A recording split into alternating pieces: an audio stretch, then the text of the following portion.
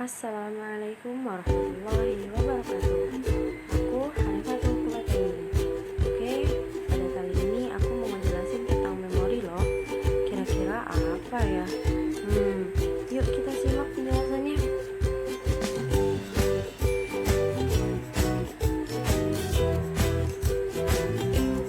Pada tahun 1997, Goiton dan Hale menjelaskan bahwa memori adalah kemampuan untuk mengingat kembali pikiran yang asalnya diawali oleh isyarat sensoris yang datang. Secara fisiologi, disebabkan oleh hasil perubahan kemampuan penjalanan sinaptik dari satu neuron ke neuron berikutnya sebagai akibat dari aktivitas neuron yang sebelumnya.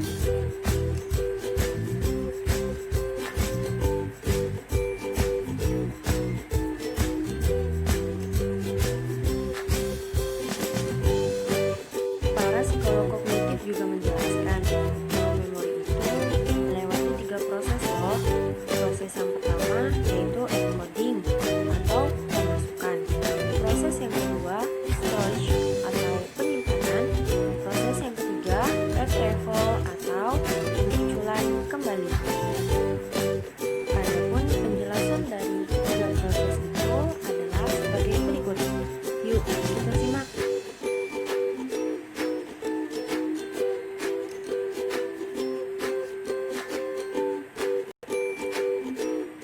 Proses recording adalah pencatatan informasi melalui reseptor indera dan sirkuit saraf internal. Proses storage yang menentukan berapa lama informasi itu berada bersama kita, dalam bentuk apa dan di mana. Proses yang selanjutnya yaitu retrieval.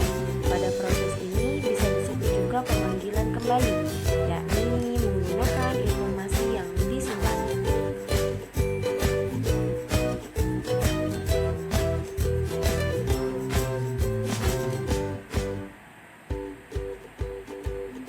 Mekanisme kerja memori.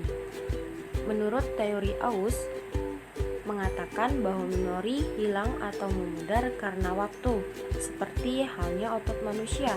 Bila dilatih terus-menerus, maka memori akan kuat. Kemudian, teori inferensi. Menurut teori ini, memori merupakan meja lilin atau kanvas. Pengalaman adalah lukisan pada meja atau kanvas tersebut. Teori yang ketiga yaitu teori pengolahan informasi. Menurut teori ini, manusia makhluk yang mengolah informasi. Dalam pengolahan informasi itu disebabkan oleh 3 faktor. Yang pertama, faktor maksukan adalah fenomena atau gejala realitas yang tampak menerpa individu. Masukan dapat dilakukan oleh alat yang mampu membaca fenomena atau gejala yang dialami realitas. Faktor yang kedua yaitu persepsi, adalah pemberian makna pada objek, peristiwa, atau hubungan-hubungan yang diperoleh dengan menyimpulkan atau menafsirkan pesan. Yang ketiga, kontrol, yang membimbing seorang untuk berpikir dan mengolah informasi dalam konteks tertentu.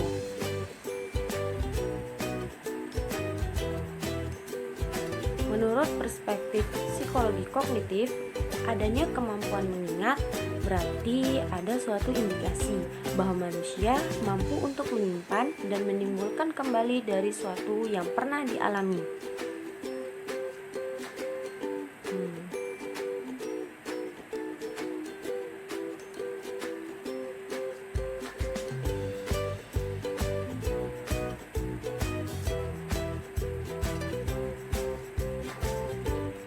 Namun, tidak berarti bahwa semua yang pernah dialami itu akan tetap tinggal seluruhnya dalam ingatan loh. Karena adanya berbagai faktor yang mempengaruhi daya kerja ingatan. Kira-kira apa ya faktor itu? Yuk terus disimak ya biar lebih tahu.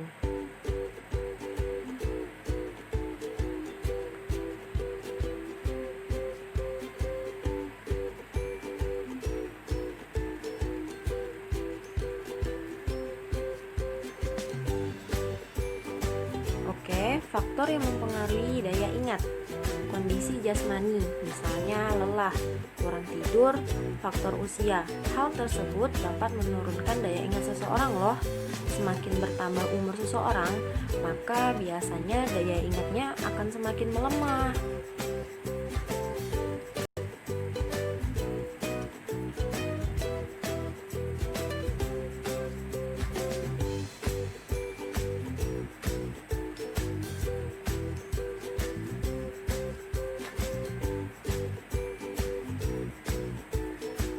struktur yang kedua, yaitu emosi. Dalam hal ini, seseorang akan mengingat sesuatu lebih baik apabila peristiwa-peristiwa itu menyentuh perasaan atau adanya emosi dalam setiap peristiwa tersebut.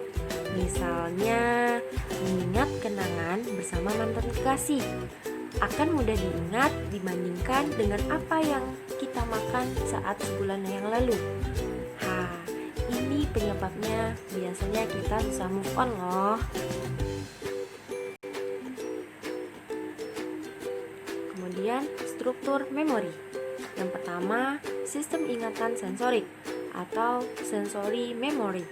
Yang kedua, sistem ingatan jangka pendek. Dan yang ketiga, sistem ingatan jangka panjang. Kira-kira apa ya? Yuk, terus kita simak.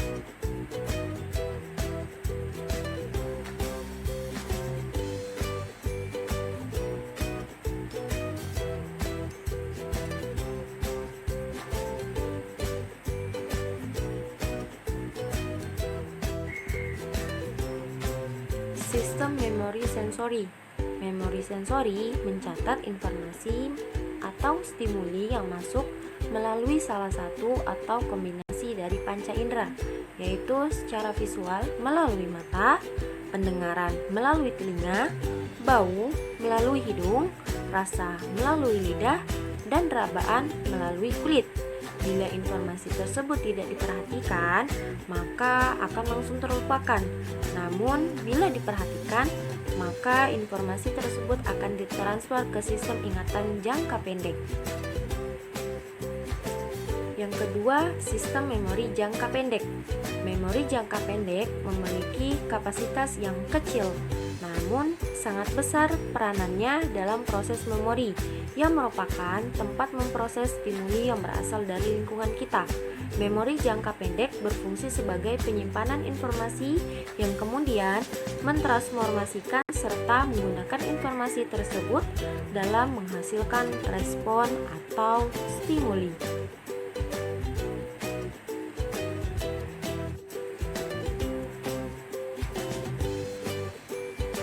Dan yang terakhir adalah sistem memori jangka panjang.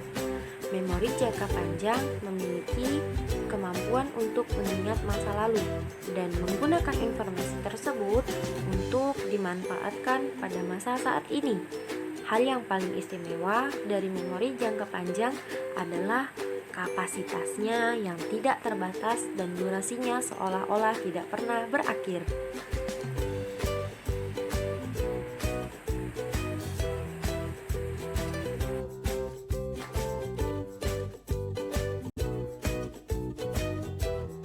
Contoh penyimpanan pada sistem memori. Contoh yang pertama yaitu pada sistem memori sensori. Misalnya ketika kita masuk sekolah, tentunya kita mendapat teman baru yang banyak kan, pastinya dengan nama yang berbeda-beda. Namun, kita tidak bisa mengingat semua nama teman kita itu dengan cara yang cepat. Karena banyak nama yang harus kita ingat dan namanya pasti berbeda-beda. Tapi kita akan cenderung ingat nama teman yang unik.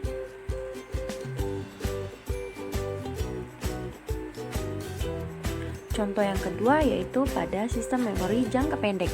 Misalnya ketika kita mengingat nomor telepon sampai kita bisa menuliskannya, maka nomor tersebut akan tetap tersimpan selama kita aktif memikirkannya. Namun, jika kita berhenti memberi perhatian, maka dalam waktu 10 sampai 20 detik akan hilang loh.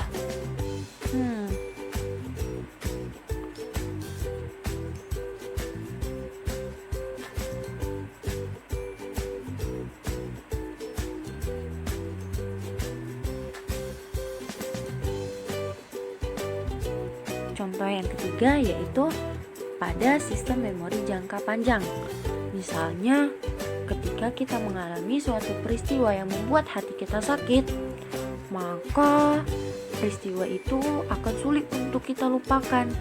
Contohnya, ketika ditinggal pas lagi sayang-sayangnya. Oke, itu tadi penjelasan memori dari aku. Aku ucapin terima kasih.